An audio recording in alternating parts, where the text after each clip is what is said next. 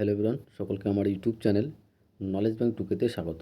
আজকে আমি তোমাদের আমার এই ভিডিওর মাধ্যমে রায় মার্টিন অর্থাৎ প্রশ্নবিচিত্রার ক্লাস 8-এর পরিবেশ ও বিজ্ঞান থেকে দ্বিতীয় পর্যায়ক্রমিক মূল্যায়ন অর্থাৎ সেকেন্ড ইউনিট টেস্টের যে স্কুলগুলো আছে তার মধ্যে যে প্রথম school Bankura christian collegiate school, এই স্কুলের যতগুলো কোশ্চিন আছে সমস্ত কোশ্চিনের অ্যান্সার আমি আজকের এই ভিডিওর মাধ্যমে আলোচনা করব। ওকে, তার আগে বলবো, চ্যানেল নতুন থাকলে চ্যানেলটিকে সাবস্ক্রাইব করুন এবং তার সাথে সাথে পাশে থাকা বেল আইকনটি ক্লিক করিও, যেন পরের ভিডিও দিলে তোমরা সেই ভিডিওটার নোটিফিকেশন সঙ্গে সঙ্গে পেয়ে যাবে। ভালো লাগলে অবশ্যই বন্ধুদের সঙ্গে শেয়ার করবে এবং কমেন্ট করে জানাবে। ওকে, তাহলে শুরু করা যাক। প্রথমে আমরা এক দাগের কোশ্চিন দেখো, বলেছে যে সঠিক উত্তরটি নির্বাচন করে লেখুন, যে কোনো 10টা। আমরা কিন্তু সবটা কোশ্চিনের অ্যান্সার এখানে করব। প্রথম যে কোশ্চিন বলেছে দেখো, প্রথম কোশ্চিন বলেছে যে চাপ বাড়ালে বরফের গলনাঙ্ক কী হবে। যে চাপ বাড়ালে বরফের গলনাঙ্ক কী হবে, কমে যাবে। তাহলে সঠিক যে অ্যান্সার হবে সেটা হচ্ছে অপশান এ, কমে যায়। ঠিক আছে, নেক্সট কোশ্চিন দেখো। নেক্সট কোশ্চিন বলেছে যে বাষ্পীভবনের বিপরীত প্রক্রিয়া হলো। বাষ্পীভবনের বিপরীত প্রক্রিয়া হচ্ছে ঘনীভবন, অর্থাৎ সঠিক অ্যান্সার হচ্ছে সেটা হচ্ছে অপশান সি, ঘনীভবন। বাষ্পীভবনের বিপরীত প্রক্রিয়া হলো সেটা হচ্ছে ঘনীভবন। নেক্সট কোশ্চিন দেখো, যে নির্দিষ্ট গলনাঙ্ক থাকে না এমন একটি পদার্থ, নির্দিষ্ট গলনাঙ্ক থাকে না এমন একটি পদার্থের নাম বলো। সেটা হচ্ছে মাখন। অ্যান্সার হচ্ছে অপশান এ, মাখন। ওকে, তারপরে নেক্সট বলেছে যে এসআইতে জলের আপেক্ষিক তাপের মান কত। এসআইতে জলের আপেক্ষিক তাপের মান হচ্ছে 4200 joule per KG into kelvin. Okay, তাহলে অ্যান্সার হচ্ছে অপশান সি। নেক্সট বলছে NaCl দ্রবীভূত হয় কোথায়। NaCl দ্রবীভূত হয় জলে। অ্যান্সার হবে অপশান এ, সঠিক অ্যান্সার হবে অপশান এ, জল।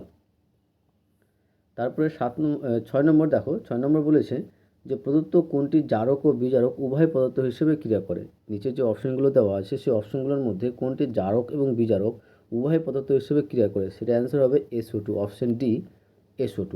ওকে, তারপরে নেক্সট 7 নম্বর কোশ্চেন।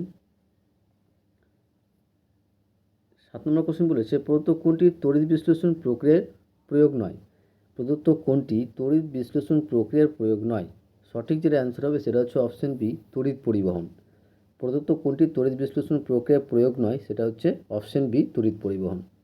নেক্সট কোশ্চিন, যে প্রদত্ত কোনটিকে তড়িৎ বিশ্লেষণ পদ্ধতি নিষ্কাশন করা যায়। প্রদত্ত কোনটিকে তড়িৎ বিশ্লেষণ পদ্ধতি নিষ্কাশন করা যায়। অ্যান্সার হবে Na, অর্থাৎ সোডিয়াম, অপশান বি। তারপরে নেক্সট কোশ্চিন দেখো, 9 নম্বর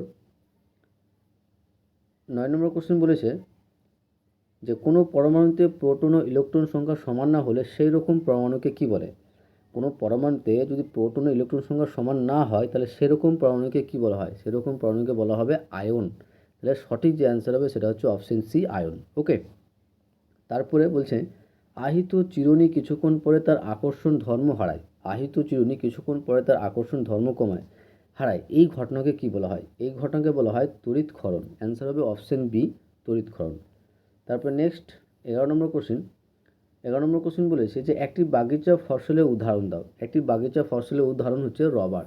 অ্যান্সার হচ্ছে অপশান ডি, রবার। ওকে, তারপরে যে আগাছানাশক হিসেবে ব্যবহৃত হয় কি, আগাছানাশক হিসেবে ব্যবহৃত হয় সেটা হচ্ছে পিক্লোরাম। সঠিক যেটা অ্যান্সার হচ্ছে সেটা হচ্ছে অপশান ডি, পিক্লোরাম। আগাছা হিসেবে ব্যবহৃত সেটা হচ্ছে পিক্লোরাম। ওকে, এবার আসি আমরা 2 নম্বর কোশ্চেন অ্যান্সারগুলো নিয়ে। 2 নম্বর কোশ্চেন অ্যান্সারগুলো বলার আগে তোমাদের বলবো, চ্যানেল নতুন থাকলে চ্যানেলটিকে সাবস্ক্রাইব করুন এবং তার সাথে সাথে পাশে থাকা বেল আইকনটিও ক্লিক করে নিও, যেন পরের ভিডিও দিলে তোমরা সেই ভিডিওটা নোটিফিকেশন সঙ্গে সঙ্গে পেয়ে যাও। ভালো লাগলে অবশ্যই বন্ধুর সঙ্গে শেয়ার করবে এবং কমেন্ট করে জানাবে। ওকে, তো 2 নম্বর কোশ্চেন বলেছে যে নিচের প্রশ্নগুলির অতি সংক্ষিপ্ত উত্তর দাও। ফার্স্ট যে কোশ্চেন আছে দেখো, প্রথম যে কোশ্চেন বলেছে, ভেরি ভেরি ইম্পর্টেন্ট কোশ্চেন, যে এসআইতে লিন তাপের একক কী। এসআইতে লিন তাপের একক হচ্ছে জুল পার কিলোগ্রাম। কী বলো তো, joule per kilogram. Next question বলেছে সত্য না মিথ্যা লেখো। বলেছে সমুদ্রবায়ু দিনের বেলা প্রবাহিত হয়। এটা কী হবে, সত্য হবে। সমুদ্রবায়ু দিনের বেলা প্রবাহিত হয়। ঠিক আছে, তারপরে বলেছে একটা ইকুয়েশন দেওয়া আছে, এই ইকুয়েশনের মধ্যে বিক্রিয়াটিতে বিজারক কোনটি। বিক্রিয়াটিতে বিজারক হবে SnCl2। ঠিক আছে, অর্থাৎ স্টেনাস ক্লোরাইড, SnCl2। 4 নম্বর কোশ্চেন দেখো, 4 নম্বর কোশ্চেন বলেছে যে জলের তড়িৎ বিশ্লেষণে অ্যানোডে উৎপন্ন গ্যাসটির নাম কি। জলের তড়িৎ বিশ্লেষণে অ্যানোডে যে গ্যাসটি উৎপন্ন হয় তার নাম কি। তার নাম হবে, সঠিক অ্যান্সার হবে সেটা হচ্ছে অক্সিজেন। ঠিক আছে, সেটা অ্যান্সার হবে কী বলতো, অক্সিজেন। এই যে এখানে লেখা আছে অক্সিজেন। জলের তড়িৎ বিশ্লেষণে অ্যানোড হিসেবে গ্যাসটির নাম হচ্ছে অক্সিজেন। তারপরে 5 নম্বর যে তড়িৎ বিশ্লেষণে কোন তড়িৎদ্বার ক্যাটায়ন মুক্ত হয়? অ্যান্সার হবে ক্যাথোডে। তড়িৎ বিশ্লেষণে কোন তড়িৎদ্বারে ক্যাটায়ন মুক্ত হয়? তড়িৎ বিশ্লেষণের ক্যাথোডে তড়িৎদ্বার কিন্তু মুক্ত হয়। ঠিক আছে। নেক্সট বলছে তরমুজের বীজে থাকা উৎসেচকের নাম কি? তরমুজের উৎসেচকের নাম, বীজে থাকা উৎসেচকের নামটি হচ্ছে ইউরিয়েজ। কি বলো তো? ইউরিয়েজ। আশা করছি বুঝতে পেরেছো। তারপরে নেক্সট 7 নম্বর কোশ্চেন বলেছে যে ডেঙ্গি রোগের জীবাণুর নাম কি? Very very important question. Dengue রোগের জীবাণুর নাম হচ্ছে ফ্ল্যাভি ভাইরাস। কি বলো তো? Flabby virus.